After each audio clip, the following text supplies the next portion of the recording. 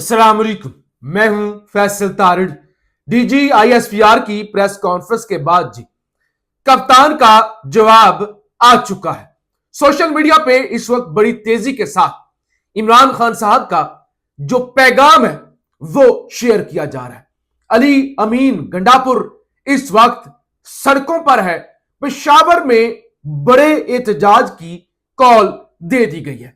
इस्लामाबाद में आज एक अहम मुलाकात हुई है और मुलाकात के अंदर जो उम्मीदें थी फैसल करीम कुंडी को या खैबर पख्तूनख्वा के अंदर सुहेल अफरीदी का रास्ता रोकने वालों को, उन उम्मीदों पर भी पानी फिर गया है।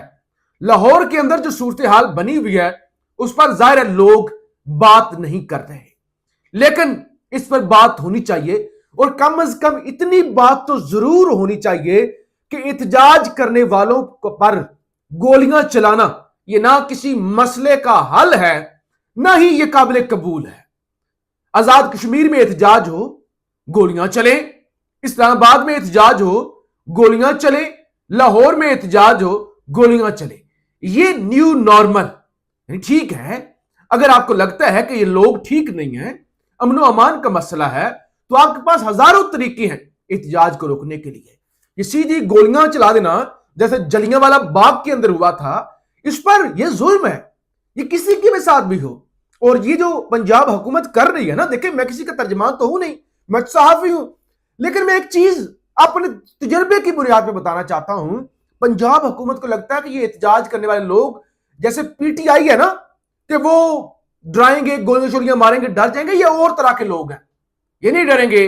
लिहाजा जिस हद तक मामला चले गए हैं सर, ऐसी ऐसी तस्वीरें आ रही हैं, ऐसे ऐसे मनाजर हैं, मैं खुद नहीं देख सकता। आपके सामने रखना तो दूर की बात। बहरहाल बड़ी अहम खबरें इस वीलॉग के अंदर आपके सामने रखनी है। आपसे गुजारिश है इस यूट्यूब चैनल को जरूर सब्सक्राइब करें, वीडियो को लाइक करें, शेयर करें और अपनी राय का इजहार जरूर किया करें। देखिए, पाकिस्तान के अंदर जो कुछ हो रहा है या जो कुछ होता हुआ आया है, उसके बाद आप ये नहीं कह सकते कि एक सरकारी मुलाजम को इस तरह की प्रेस कॉन्फ्रेंस नहीं करनी चाहिए थी। यानी ये चीजें तो ऐसे फजूल है ना कि आप इस तरह की बात करें कि देखें जी फलां ने ये प्रेस कॉन्फ्रेंस क्यों की, फलां ने सियासी गुफ्तगू क्यों की। ये यानी आप अगर आप इस तरह की बातें करते हैं तो फिर आप जमीनी हकायक को नहीं समझते। मैं आता हूं डीजी साहब की प्रेस कॉन्फ्रेंस और जो उस प्रेस कॉन्फ्रेंस का जवाब आया है, मैं जरा दो तीन चीजें आपके सामने रखता हूं। एक तो पाकिस्तान तहरीक इंसाफ पेशावर की जानब से जो ऐलान किया गया है, जिला पेशावर के तमाम मुंतखब अरकान कौमी और सूबाई असम्बली, टिकट होल्डर, तंजीमी अहदेदारान, तमाम विंग्स, बल्दियाती नुमाइंदगान और पार्टी कारकुनान को हदायत की जाती है कि पार्टी क़यादत की जानब से आईनी हक के हसूल के लिए पुरअमन हंगामी एहतजाजी काल के लिए मुकम्मल तौर पर तैयार रहें। मौजूदा सियासी हालात के तनाजुर में पाकिस्तान तहरीक इंसाफ जिला पेशावर पर एक बड़ी जिम्मेदारी आयद होती है, जिसे हम सब को मिलकर बानी चेयरमैन इमरान खान के विजन और हदायत के मुताबिक पूरी जिम्मेदारी से निभाना है। पीटीआई जिला पेशावर, तो उनकी जानब से यह कहा गया है कि ये जो इक्तदार की मुंतकली है, क्योंकि गंडापुर ने इस्तीफा दिया, 48 घंटे गुजर चुके हैं। 48 घंटों में अगर गवर्नर ना भी इस्तीफा एक्सेप्ट करे ऑटोमेटिक हो जाता है, लेकिन 20 कदम के फासले पर पैदल 1 मिनट की वॉक पर है गवर्नर हाउस, और गवर्नर साहब कह रहे हैं कि मुझे अभी 48 घंटे गुजर जाने के बावजूद इस्तीफा मौसूल ही नहीं हुआ। और उसकी बड़ी वजह यही है कि साजबाज और जोड़ तोड़ किया जा रहा है। आज इस्लामाबाद के अंदर मौलाना फजल रहमान के साथ गवर्नर कुंडी की मुलाकात होती है और मौलाना फजल रहमान को कहा जाता है कि आप अगर किरदार अदा करें तो हम बंदे तोड़ छोड़ कर हुकूमत बना सकते हैं। इतलात है, मौलाना ने इनकार कर दिया है और मौलाना की जानब से कहा गया है मैं इस गंद के अंदर नहीं पड़ूंगा। मैंने कल ही खबर दी थी ना आपको, अडियाला जेल के बाहर खड़े होकर बंदे पूरे नहीं है, और अगर बंदे पूरे होते तो आज की प्रेस कॉन्फ्रेंस की जरूरत ना पड़ती ना। अपोजिशन के पास अगर उन्होंने पीटीआई के बंदे तोड़े होते तो आज की प्रेस कॉन्फ्रेंस की जरूरत ना पड़ती। दूसरी तरफ अली अमीन गंडापुर, आपको बताया था, वज़ीर-ए-आला हाउस से रुखसत हुए। वज़ीर-ए-आला हाउस इस वक्त वैरान पड़ा हुआ है, नया वज़ीर-ए-आला है नहीं, जाहिर है वो इस्तीफा एक्सेप्ट नहीं हो रहा, और पुराना गंडापुर वो जा चुका है। और एक पूरी रैली लेकर गंडापुर जो है वो निकले हैं सड़कों पर, और वहां गंडापुर ने नारे भी लगाए डेरा इस्माइल खान पहुंच के कि इमरान तेरे जानसार बेशुमार बेशुमार। यानी गंडापुर ने एक पूरा रैला निकालकर यह तासुर देने की कोशिश की है कि गंडापुर आज भी इमरान खान के साथ वफादार है। ہم کسی کی وفاداری ٹیسٹ نہیں کرتے، لیکن آج کی D G I S P R کی پریس کانفرنس جو کہ پرو گنڈا پور تھی تقریباً، اور کل کی عطاء اللہ تارڑ کی پریس کانفرنس اس بات کی نشاندہی ہے کہ وہ جو خان نے کہا تھا نا کہ گنڈا پور ان کے ساتھ مل چکا ہے، تو ظاہر ہے وہ دو اہم ترین پریس کانفرنس اس بات کی عکاسی ہیں، اور گنڈا پور جو ہے وہ اب وہ داغ دھونے کے لیے ریلیز نکال رہا ہے۔ اچھا جی، خان کا جواب سب سے پہلے اور پھر آج D G S P R نے جو کچھ کہا ہے ظاہر ہے وہ بڑی عجیب ہے، بلکہ خان کے جواب سے پہلے کیونکہ ڈی جی صاحب نے یہ کہا نا کہ وہ پی ٹی آئی نے فیصلہ کیا، لوگوں کو بسایا جائے گا، مذاکرات کیے جائیں، یہ ہے وہ ہے۔ ایک شخص یہ کہتا ہے، ایسا کہتا ہے، رانا ثناء اللہ کا 7 جولائی 2022 کا ایک ٹویٹ بڑا وائرل ہو رہا ہے، اور 7 جولائی 2022 کو حکومت پی ٹی آئی کی نہیں تھی بلکہ پی ڈی ایم کی حکومت تھی۔ قومی سلامتی کی پارلیمانی کمیٹی نے متفقہ طور پر ٹی ٹی پی سے مذاکرات جاری رکھنے پر اتفاق کیا، تمام کارروائیوں کی نگرانی پارلیمنٹ کرے گی، یہ رانا ثناء اللہ کہہ رہے ہیں 7 جولائی 2022۔ یعنی اس رجیم نے طالبان سے مذاکرات کرنے کا فیصلہ کیا تھا جو کہ عمران خان پر ڈالا جا رہا ہے۔ اب ذرا عمران خان صاحب کا جو پیغام ہے جو سوشل میڈیا پر اس وقت شیئر کیا جا رہا ہے وہ بھی میں آپ کے سامنے رکھ دیتا ہوں، بلکہ اس سے پہلے ایک اور خبر آپ لے لیں کیونکہ خبریں بہت زیادہ ہیں نا۔ خبر یہ ہے کچھ لوگوں کی جانب سے سہیل افریدی کو اپروچ کیا گیا ہے کہ ٹھیک ہے ہمارے پاس بندے نہیں ہیں، ہم آپ کو وزیر اعلیٰ بننے سے روک نہیں سکتے، اور اگر روکیں گے تو معاملات بڑے خراب ہوں گے، تو آپ جیسے گنڈا پور ہمارے ساتھ ملا ہوا تھا نا، آپ بھی ہمارے ساتھ مل جائیں، آپ ہمارے ساتھ ملاقات کر لیں، یا آپ ہمیں بلا لیں یا ہم آ جاتے ہیں، یعنی مل جل کے کوئی ملاقات کر لیں، معاملات طے کر لیں۔ تو خبر ہے سہیل افریدی کی جانب سے انکار کیا گیا، اور اس کے بعد ظاہر ہے یہ جو دوڑیں لگی ہوئی ہیں وہ سارے معاملات اس وقت جاری ہیں۔ اچھا جی، اب جو خان کا پیغام ہے ظاہر ہے وہ بڑا اہم پیغام ہے، اور اس وقت سوشل میڈیا پر اسے جو ہے وہ شیئر بھی کیا جا رہا ہے۔ میں ذرا آپ کے سامنے رکھ دیتا ہوں۔ خان کہتا ہے 2021 میں اس وقت کی فوجی قیادت نے ہتھیار پھینکنے والے دہشت گردوں کو واپس بسانے کا منصوبہ پیش کیا تھا، مگر اس منصوبے کو خیبر پختونخوا اور قبائلی علاقوں کے ہمارے منتخب نمائندوں نے مسترد کر دیا تھا۔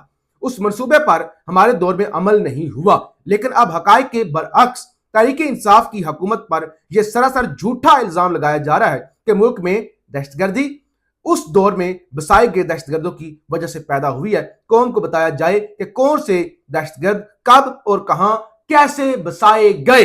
تو یہ خان کا ایک پیغام تھا جو 2-4 دن پہلے آیا تھا، لیکن آج اس پریس کانفرنس کے جواب میں پی ٹی آئی کی جانب سے سوشل میڈیا پر شیئر کیا جا رہا ہے کہ ہمیں ذرا قوم کو بتائیں نا کون لے کر آیا، کس نے بسایا، ہم نے تو انکار کر دیا تھا۔ اور اس کے بعد رانا ثناء اللہ کا جو ٹویٹ میں نے آپ کے سامنے رکھا ہے وہ دودھ کا دودھ اور پانی کا پانی کر دیتا ہے۔ اچھا، آپ جلدی کے ساتھ کچھ ایسی چیزیں جو D G I S P R کی پریس کانفرنس میں ڈسکس ہوئی جو کہ کسی بھی سرخ لکیر سے کم نہیں ہیں، جو کہ بڑی الارمنگ بھی ہیں اور سب سے بڑی وارننگز بھی ہیں اور الٹیمیٹم بھی ہیں۔ ان میں سے ایک اور اس سے پہلے بھی ایک جو آج سوال فرزانہ علی جو کہ بیورو چیف ہیں آج نیوز کی، ان کی جانب سے کیا گیا۔ انہوں نے کہا آپ نے عدالتوں کے بارے میں کہا کہ عدالتیں ڈیلیور نہیں کر رہی، عدالتیں 9 مئی والے فیصلے نہیں کر رہی، فلانا نہیں کر رہی، دہشت گردوں کو سزا نہیں دے رہی۔ آپ کے پاس بھی تو ایک مجرم ہے نا، فیض حمید، تو پچھلے سال سوا سال سے آپ کی قید میں ہے۔ اگر آپ باقی عدالتوں پر الزام لگا رہے ہیں تو آپ کی عدالت نے اتنے مہینے، اتنے ہفتے، اتنے دن گزر جانے کے باوجود فیض حمید کا فیصلہ نہیں کیا، جبکہ فوجی عدالتوں میں سویلینز کے ٹرائل تو چند جو ہے وہ دنوں کے اندر ہو گئے تھے۔ تو اس طرح کا ان کا سوال تھا۔ تو فیض حمید صاحب نے کہا دیکھیں وہ سابق آئی ایس آئی کے چیف ہیں، وہ 3 اسٹار جرنیل رہے ہیں، تو اتنی جلدی تو ان کا نہیں ہوگا، ایک چیز جو ہے وہ ظاہر دیکھی جائے گی۔ تو یہاں پہ سوال یہ بھی اٹھتا ہے سابق وزیر اعظم کا ٹرائل تو دنوں میں ہو جاتا ہے، راتوں میں ہو جاتا ہے، آدھی رات تک عدالت جو ہے وہ لگتی ہے، ظاہر ہے۔ لیکن میں نے ویڈیو کے شروع میں کہا تھا جو لوگ پاکستان میں زمینی حقائق کو سمجھتے ہیں پھر وہ اس طرح کے سوالات نہیں اٹھاتے۔ اچھا جی، کچھ میں نے جو کہا نا کہ اہم چیزیں جو میرے لیے بڑی حیران کن تھی D G I S P R کی پریس کانفرنس میں، انہوں نے کہا کہ آپ ہمیں سیاست میں نہ لائیں، آپ ہمیں سیاست میں نہ لائیں، ہمیں وہ صوبائی حکومت قبول نہیں جو دہشت گردی کے خلاف آپریشن میں حمایت نہ کرے، ہمیں وہ صوبائی حکومت قبول نہیں۔ یہ بڑی واضح لائن ہے، ہمیں قبول نہیں۔ حالانکہ ادارے حکومتوں کے ماتحت ہوتے ہیں، تو انہوں نے بڑا واضح کہہ دیا کہ سہیل افریدی اگر عمران خان کے راستے پر چلتا ہے اور آپریشن کی مخالفت کرتا ہے تو وہ ہمیں قبول نہیں۔ اور آج ہنگامہ بھی ہوا نا اس پریس کانفرنس کے اندر۔ پریس کانفرنس میں ڈان نیوز کے جو پشاور کے بیورو چیف تھے علی اکبر خان، انہوں نے کہا اگر آپ نے یہ اس طرح کی پریس کانفرنس کرنی تھی تو آپ ادھر پنڈی میں کر لیتے، اسلام آباد میں کر لیتے۔ سارے صحافی آپ اسلام آباد اور پنڈی سے اٹھا کے لائے ہیں نا، تو اگر آپ ادھر آئے ہیں پشاور آ کے آپ نے پریس کانفرنس کی ہے تو پھر ہمیں بھی آپ سوال کرنے کا موقع دیں۔ اچھا جی، ہمارے لیے تمام سیاسی رہنما قابل احترام ہیں، مگر اگر کوئی یہ سمجھتا ہے کہ اس کی سیاست اس ریاست سے بڑی ہے تو یہ ہم تسلیم نہیں کرتے۔ بڑا واضح نے کہا ہم ریاست ہیں اور کسی کی سیاست ریاست سے بڑی نہیں ہے۔ ایک شخص یہ کہتا ہے کہ شدت پسندوں سے بات چیت کر کے آپریشن روک دیا جائے۔ وہ کون شخص ہے جس کو صوبائی حکومت میں ایسا شخص برداشت نہیں جو آپریشن کے خلاف کھڑا ہو جائے؟ یہ بیانیہ عوام کو ہلجانے اور ریاستی کردار کو کمزور کرنے والا ہے۔ چیزیں تو بڑی یعنی دیکھیں نا ایک ایک چیز، اور ادھر سے آج امیر خان متقی افغان وزیر خارجہ انہوں نے بڑا کہہ دیا، انہوں نے واضح کہہ دیا کہ پاکستان نے جو ہم پر حملہ کیا ہے نا یہ حملہ قابل قبول ہے۔ چیزیں میں نے آپ کہا نا خراب ہونے جا رہی ہیں، اور پھر امیر خان متقی نے بھارت کا دورہ بھی کر دیا، تو چیزیں کنٹرول سے باہر ہو رہی ہیں، معاملات بڑی تیزی سے خرابی کی طرف جا رہے ہیں۔ آج ڈی جی صاحب نے یہ تو ذکر کیا کہ کے پی میں دہشت گردی ہے، سندھ اور پنجاب میں نہیں ہے، لیکن انہوں نے بلوچستان کا ذکر نہیں کیا کہ بلوچستان میں لوگ دن کے اجالے میں، دن کی روشنی میں بھی نہیں جا سکتے، وہاں پہ ریاست کی ریٹ نہ ہونے کے برابر ہے۔ آپ بلوچستان پار کر کے بائی روڈ ایران میں بھی داخل نہیں ہو سکتے، زیارات کے لیے بھی نہیں جا سکتے، تو صورتحال تو خراب ہے۔ اچھا 9 مئی پر پڑا ان کا، آج پھر بولے 9 مئی پر ہمارا موقف بالکل واضح ہے کہ یہ فوج کا نہیں قوم کا مقدمہ ہے۔ کوئی ملک اس وقت تک آگے نہیں بڑھ سکتا جب تک ان واقعات کی منصوبہ بندی کرنے والوں کو کیفر کردار تک نہیں پہنچایا جاتا۔ جس ملک میں آپ افواج اور شہداء کی یادگاروں کو جلائیں اور بھاگ جائیں تو اس ملک کے عدالتی نظام پر بڑا سوال ہے۔ اب سوال یہ پیدا ہوتا ہے 10 کتنے ہی کیسز کے اندر کتنی عدالتوں سے پنجاب میں سزائیں ہو چکی ہیں 9 مئی کی۔ خان کے خلاف جی ایچ کیو حملہ کیس جو ہے وہ چل رہا ہے، اڈیالہ جیل کے اندر چل رہا ہے، تو پھر کون سی سزائیں؟